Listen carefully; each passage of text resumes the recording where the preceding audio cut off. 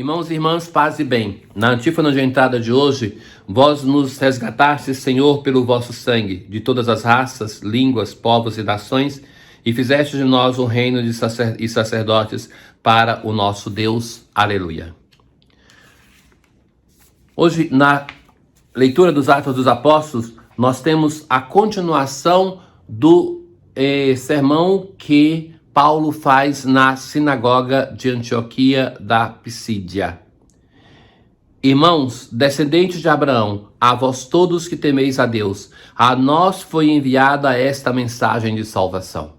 Então Paulo vai dizer assim, a nós, ou seja, a mensagem do Evangelho, a palavra de Deus, não é enviada para outra pessoa, mas é para cada um de nós, meus irmãos. Essa palavra quer ser viva e eficaz, quer ser como a água, como a neve, que não volta ao céu sem produzir fruto. Mas para que produza fruto, tem que ser um fruto que seja produzido na vida de todos, de cada um de nós.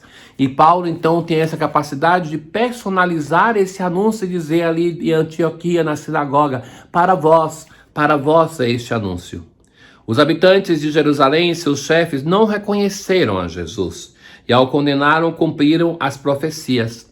Pedro vai dizer algo semelhante, mas se recordam que Pedro vai dizer assim, foi por ignorância que eles assim agiram? Paulo vai dizer, cumpriram as profecias que se leem todos os sábados. Embora não encontrassem nenhum motivo para a sua condenação, pediram a Pilatos que fosse morto. Depois de realizarem tudo o que a Escritura diz a respeito de Jesus, eles o tiraram da cruz e o colocaram no túmulo. Mas Deus o ressuscitou dos mortos. Então, a ressurreição é aquele gesto de amor do Pai para com seu Filho. Mas em fazendo esse gesto de amor para com seu Filho, ele dá para todos nós a salvação. Não somente demonstra o seu amor para com o Filho que foi odiado, que foi uma vítima injustiçada da ira, do ódio dos seres humanos. Quanta ruindade! Mas se nós seres humanos não nos cuidarmos, nós até mesmo em nome das coisas mais sacras, como foram aquelas pessoas religiosas que mataram a Jesus, nós começamos a ser pérfidos. Então é preciso um trabalho de conversão contínua, de mudança, de um confronto com a palavra de Deus, para que o nosso coração não vá se engessando, não vá se transformando em um coração de pedra. Mas Deus o ressuscitou dos mortos. Durante muitos dias ele foi visto por aqueles que o acompanharam, desde a Galileia até Jerusalém. Agora eles são testemunhas de Jesus diante do povo. Eles são testemunhas. Eles são testemunhas porque acreditaram. É a dimensão da fé que qualifica o testemunho deles. Por isso, nós vos anunciamos este evangelho, esta boa nova.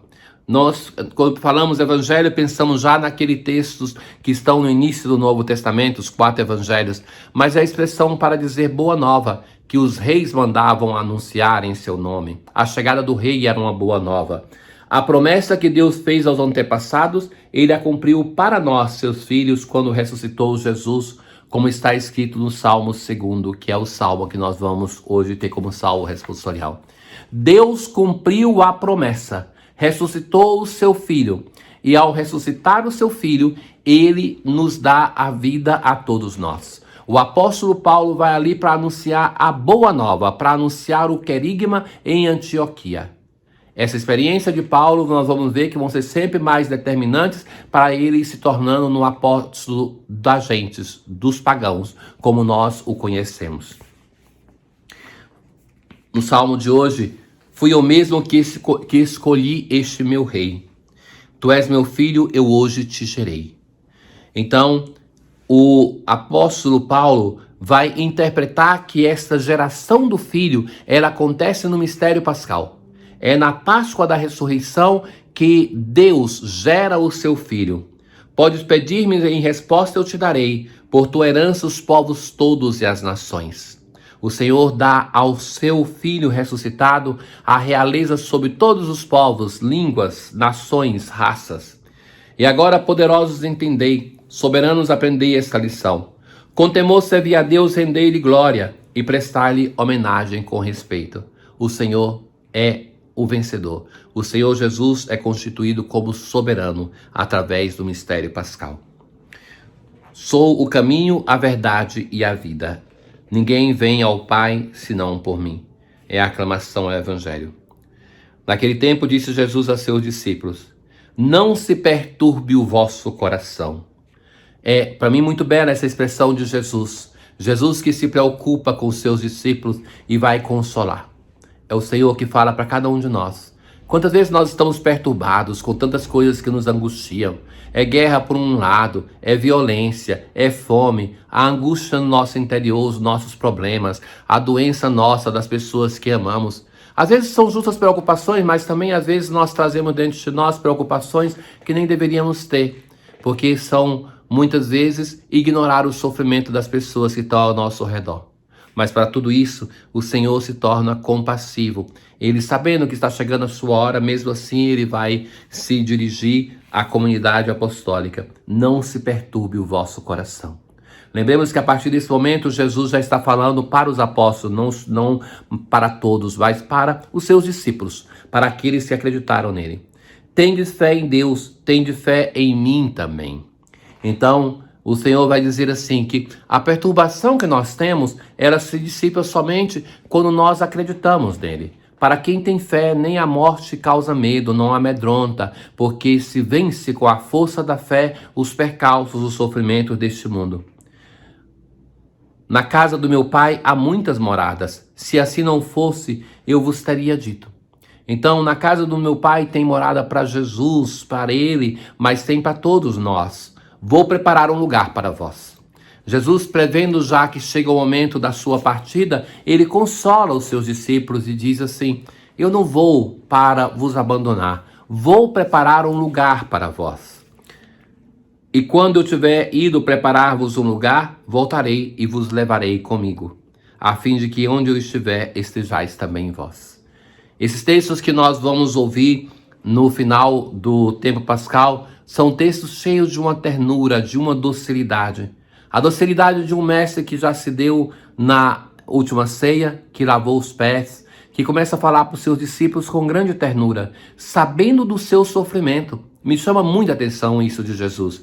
Jesus é consciente do sofrimento que se aproxima na sua vida, mas a preocupação dele é com as outras pessoas. E isso nós vamos ver e já vimos na narração da paixão. É um Jesus cheio de ternura, um Jesus cheio de compreensão. E para onde eu vou, vós conheceis o caminho. Tomé disse: Senhor, nós não sabemos para onde vais. Como podemos conhecer o caminho? Jesus respondeu: eu sou o caminho, a verdade e a vida. Então, nós sabemos na história do povo de Israel quantos se propuseram como caminho. Ainda hoje, quando as pessoas querem nos arrastar, até mesmo em nome de Deus, para Ele, mas não para Deus. Jesus se apresenta como aquele caminho que leva ao Pai. Mas Jesus se apresenta como uma verdade que não é a verdade lógica, não é a verdade moral, mas que é o centro da nossa busca. A nós que muitas vezes ouvimos a mentira, que nos apresentam falsas verdades, Jesus se apresenta como a verdade única, aonde repousa o nosso coração.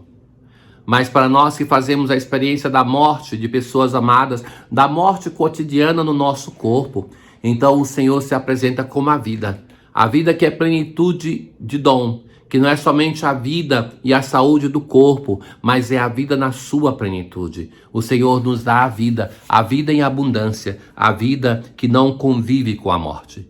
Jesus é o caminho que não convive com o desvio, a verdade que não convive com a falsidade e com a mentira, a vida que não convive com a morte.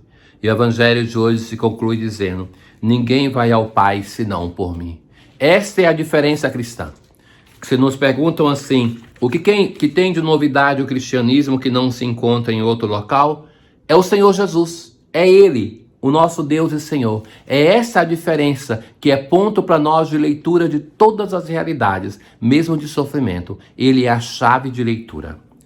Deus, a quem devemos a liberdade e a salvação, fazer que possamos viver por vossa graça e encontrar em vós a felicidade eterna, pois nos remistes com o sangue do vosso Filho. A remissão nos traz a vida e a felicidade. Tenham todos um bom dia.